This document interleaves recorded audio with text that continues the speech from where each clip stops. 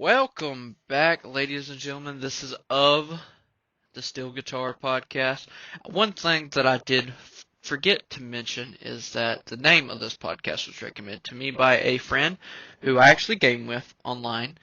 And essentially, it's a reference of Mice and Men, which is it's one of those keystone novels that you remember growing up with and reading in school or whatever.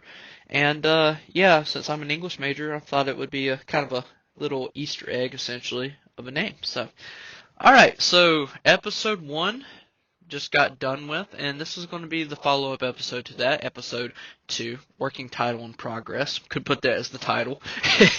But yeah, I was just kind of wanted to make a podcast of just kind of some artists and some people that I would highly recommend right off the ripski. So, number one, I would say my current favorite artist in the country music genre, and I'm not talking like Alan Jackson, people that like hold essentially that country music genre. I'm talking about the ones that are not necessarily well known. And this one's probably the number one known one. However, there's still people that I know that claim that are country music fans that have never heard of him. And when I introduce them to this artist, they're just absolutely just shocked how good he is. I actually just took my friend, Blake, that I referenced in podcast one, to this man's concert, and he looked at me after the fact and said, "Man, you weren't lying. This man really knows how to play." And that is Mr. Cody Jinks. So I would highly recommend any album. He's one of the few people that I can say, hey, I can listen to a full album of this man, and there's not a bad song. Now, Cody would probably disagree and say that he has favorites and non-favorites on each album. However, to me, I can listen to about any album and just be absolutely floored by the layering of the album. And if you're not familiar with layering is how you put a album together. So like you put a progressive theme throughout it, or just have the songs kind of just have like a natural flow to them as you go down the album. The layering on his albums are absolutely insane. They just fit naturally, so you don't just have like super upbeat, happy song, number one, and number two is like, I am depressed, I'm about to like do some really bad crap, man, like I'm about to go downhill fast. You don't have that. You have a progression where either it's really sad and then there's a little upbeat and then sad again and then finish on a high note, or like start up high and then end up just like in the dumps, which is pretty important to me. Another person that I would highly recommend is Mr. Ward Davis. Ward Davis is actually mainly a songwriter. That he would say. He's wrote plenty of songs with Cody. Co-wrote songs with Cody. Um, like "I'm Not the Devil" is one of Cody Jinks's most famous, I guess. If you consider songs ballads, it would be one. It's definitely a great song, and Ward's actually the one that wrote, and I believe he sang it first. If he's not sang it first, he did sing his own version of it, which actually has a piano, which is just, it's a nice addition in my opinion. But Ward Davis is an amazing man. He just came out with an EP. It's 4 songs long. The last song, oh my gosh, is it killer? It it hurts your heart. It really does, man. It's definitely got me teared up. So I will say that I ain't gonna hold back when it comes to when it comes to emotions and stuff. There's stuff that's really hit me hard. Like you might be able to tell that I just mentioned that song kind of got me a little bit choked up. Um, that's one of the main reasons that I adore the music the way I do. It actually makes me feel. It actually makes me use my emotions, because I feel like in a generation of being like, hey, you need to grow up tough and grow up hard, and I'm not saying it's a generational thing, it's more or less just kind of a stigma, is that music helps you release that kind of stuff. in the own comfortability of either your home, your car, or whatever you're listening to. It's a way to express those feelings where you're not just bottling them up. So, but yeah, that EP of Wards is absolutely, as the kids say, top tier, and I would highly recommend anybody listening to that. Um, his Black Cats and Crows album that he came out with is killer. I love every track on that. There's a lot of it's one of those things where there's a lot of ups and downs in that album, and I'm not talking about music wise. I'm just talking about like theme wise and stuff. So, which is pretty much mirrors like real life, which is it's written really well. So I'd recommend the Black Cats and Crows album. It's very very good. In regards to Cody, you could listen to literally any album of his. I would recommend Into the Fire. He co-released two albums together, Into the Fire and The Wanting. Both albums are really, really good. But I kind of tend to go to Into the Fire because there is Ain't a Train, which has the most killer fiddle solo. Like, and in live terms, he uses guitar solo for that, and not Cody necessarily, his band, the Tone Deaf Hippies. But man, that fiddle solo just hits different. It really does. William Wanda, it's a real tearjerker. I'd recommend that as well. That's in that album. And then If I Ain't Something to You is probably one of my top 5 favorite Cody Jinks songs. And that is saying something because I literally like every song that he's ever wrote that I've ever listened to, and that goes back to the albums that are not even in print. So it's just, whew, that album's an emotional roller coaster. So Ward Davis, Mr. Cody Jinks, so that's 2 of probably my top, especially in like the neo-traditional sense, top 5 for sure. Cody's 1 for sure. Uh, let's see. So you have like people like Chris Stapleton, right? That, I mean, I would just be redundant to not mention him, but that's not somebody I would necessarily need to be said, you know? Like, he is mainstream. He's winning these awards. He is the one and true traditional country artist in the new era that everybody flocks to, that really everybody seems to really enjoy. But like, I don't know. Like, people love him to death. Everybody talks about Chris Stapleton. Like my boy Christian that I went to school with, went to college with, me and him are really tight. I'll have him on here one day as well. And he talks about Stapleton a good amount, and rightfully so. Stapleton's like top tier. Like, his songs hit home. He's got that soulful voice. He's got the traditional country feel. Now, I would say that his music has a ton of soul in it. Like, I would say it's like country R&B almost sometimes, which is perfectly fine. But he is like, if we're talking about like the mainstream country music that's coming out now, the pop country or whatever, he is the gate holder. Like, he is at the gate, and he's holding it down of what it is to be traditional country music. Like, that is the one in the current bunch that I will listen to, and I have no problem listening to.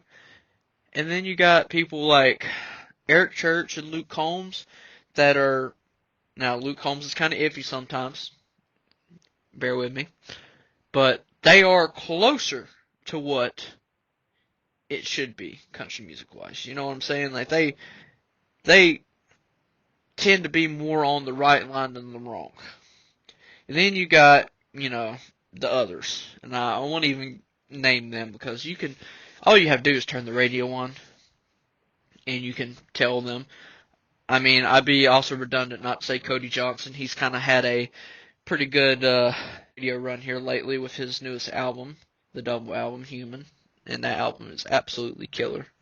Um, I will say that, like, on Spotify, I have a playlist that's literally called my life playlist, and there's songs that I kind of want my life to be, or kind of where my life has been at points, and Human is definitely on there, along with other few Cody Johnson songs, like A Different Day from A Different Day album. Oh my gosh, man.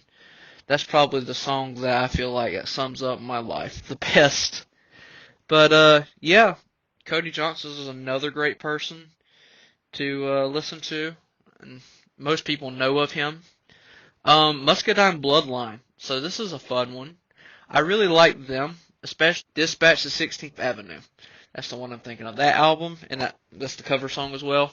That pretty much defines what this podcast is all about. It's the people that are essentially going after what they believe in. They're not going to conform to this Nashville or whatever way, and then boom, they get punted out, and they're out here doing the honky tonks and the bars, trying to grind themselves into being, mainstream, not necessarily, but like trying to just thrive, just trying to be alive in this era, which is not easy, man.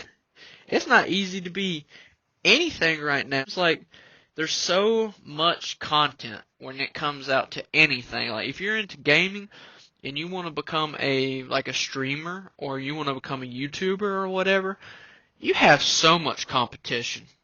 Like so much.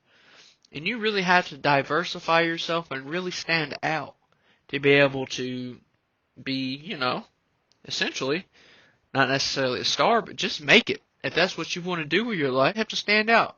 And people that can't dedicate, let's say, 20, 30 hours every week, because they work 40 hours every week, and they don't have the flexibility to be able to be like, hey, I really, really, really, really want to learn how to do streaming and making content and stuff like that. They can't do it because they don't have the time. Just like how a lot of people that are actually country artists that want to get by, they can't justify, you know, touring all the time because they got a family to support. And if they can't support their family with the tips and stuff they're making at the bars, they're going to have to get themselves, not, I ain't going to say a real job, because being a country artist in the traditional sense is a job. And you can't tell me otherwise. Like, it's a job. Just like anything else. It's a job. And they may love their job, but I'm sure there's some days where they hate their job. And for essence, there's a Cody Jinks song in the Wanting album. It essentially talks about how he just wants to be left alone, and he's still a person. You may think that he's famous and all the glam and glory and everything, but there's some days he wants to come out and just not act like, hey, I'm a regular person. I just want to be left alone. Like, they're people.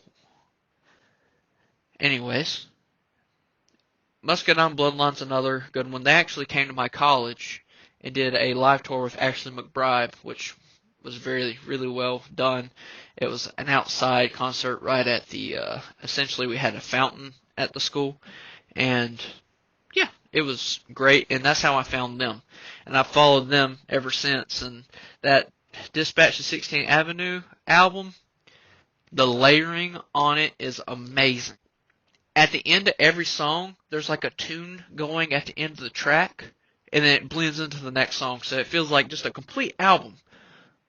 Like there's no stoppage, which is crazy to me. That's really mind-numbingly amazing to me, because they actually thought out, hey, how can we make this whole album just seem like one linear path? And they did such a great job with it. I love it so much. It's one that I go back to. I mean, there's people like Kendall Marvel. I love Aaron Watson. His latest album, Wanted Man, was pretty darn decent. I mean, I could just make a list on list of people. I think the best thing that you can do if you are really wanting to figure out people is go to like a Cody Jinks and see who he plays with. Because he knows talent. Ward Davis knows talent. The people that open for him are freaking amazing. For example, went to the Cody Jinks concert in Charlotte. And I'm not going to ruin the set or anything, because it seems to be that every set seems to be the same. So I'm not really going to try to be like, hey, this song was played. This song was played. This song was played. So I had my first podcasting blooper here. I was just talking away, and I was on Spotify looking at different artists and stuff to make sure I didn't miss anybody. And my dummy talked for, let's see, about 15 minutes about these artists and stuff, and I didn't record any of it. So, oh man, we love laughing at ourselves. If we can't laugh at ourselves, I mean, what can we do of ourselves?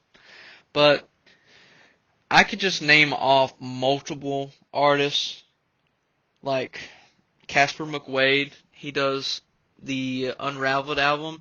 He did a song with Cody of Don't Follow. It's a cover of Alice in Chains. And that's how I found him. And his song Chasing the Light reminds me of my grandpa. Like, my gosh, man. The passing of him was really tough on me, watching him go through the way he did.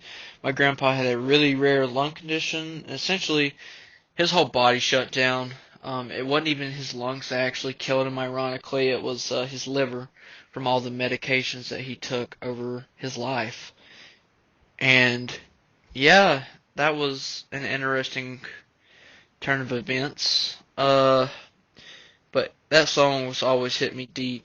Like I said, Erin Vanacourt, I'm not entirely sure if that got recorded or not. She's amazing. She opened with Cody. Charles Godwin was really good. He was also in that bunch. Seneca Creek, amazing album.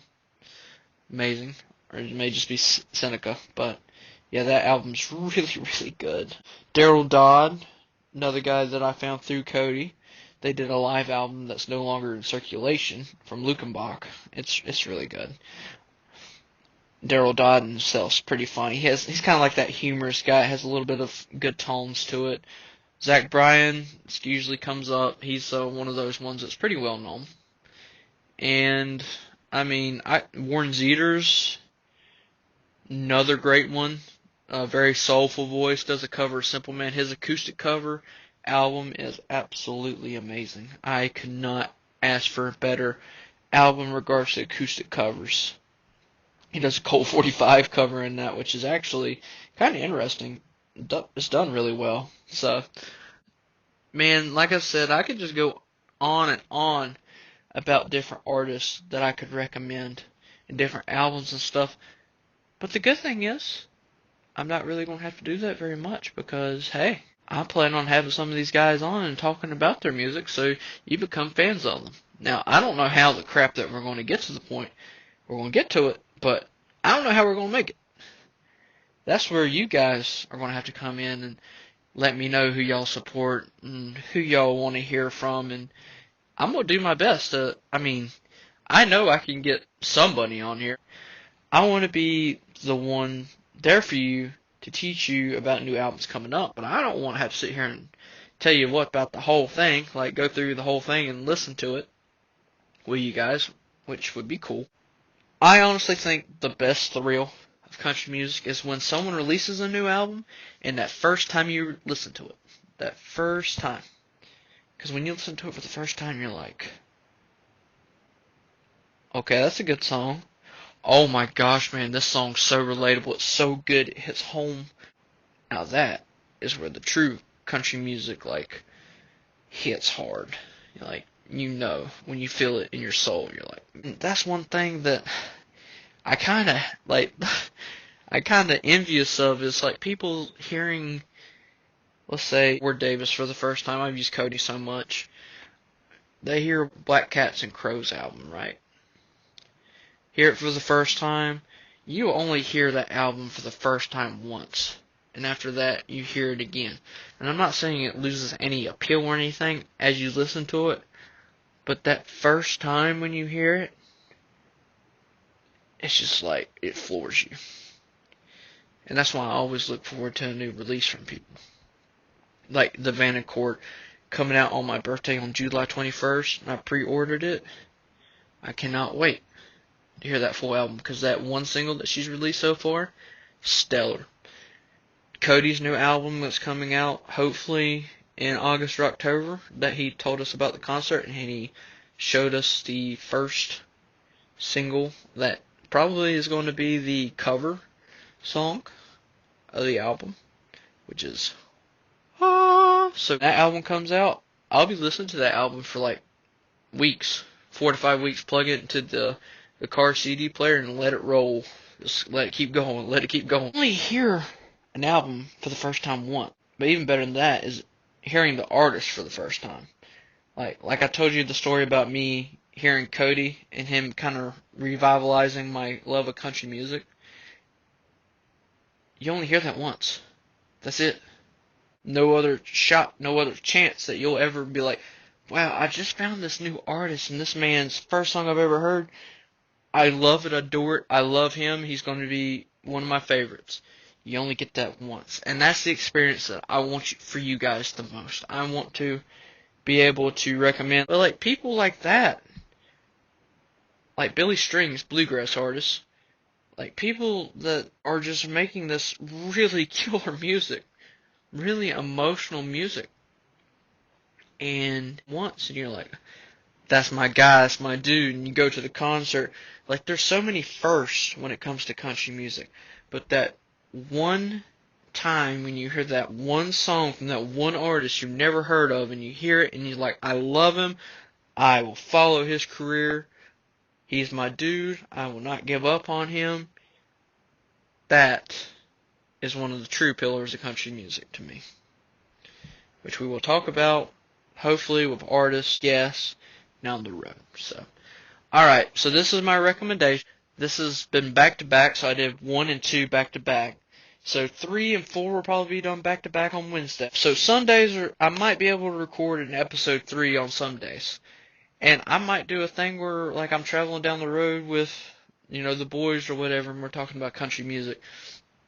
I'm going to do whatever I can to make content for you guys. And I honestly think the first bit that I'm going to make is I'm going to make a essentially dichotomy of Josh Turner's albums. Like listen from the bottom to the top and just talking about it, because that's essentially what I'm doing anyways. And I kind of want to talk about it since Turner is like one of the few people that I've been listening to since I was little, and seeing his like arc essentially. Because I'm all the way up to his 2017 album, and honestly, a little bit of, like, the old school Lost, like the steel guitar and everything, it's still pretty good. Like, it's still pretty close compared to others. So, once I finish up, I'll be able to conclude that and give you a accurate summarization of the boy, Josh Turner. So, I appreciate you guys listening. As always, I'll leave the socials, the email. Please let me know what you guys are looking for, what y'all want to hear from, and maybe a couple guests that you would want to recommend, especially if you like country music. But I will talk to you guys in the future. Please stay safe. Keep listening to that good old soulful country music. And peace out.